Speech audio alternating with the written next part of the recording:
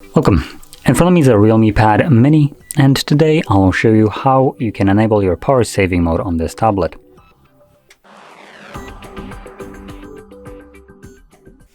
So to get started, we're going to pull down our notifications by swiping down on our home screen. Swipe down once more to extend a broader list of toggles, and one of those toggles should be a battery saver. For me, it is right over here. I believe this is the default location of the toggles, so you should find yours in about the same place as it is for me. Now from here, all you need to do is just simply tap on it. It will enable our power saving mode with a little notification sound, and also give the battery a red outline, which on the camera is barely visible, but it's there. So there we go. Now that is how you enable your power saving mode, and to turn it off, just find the toggle once again, tap on it, and it's now turned off.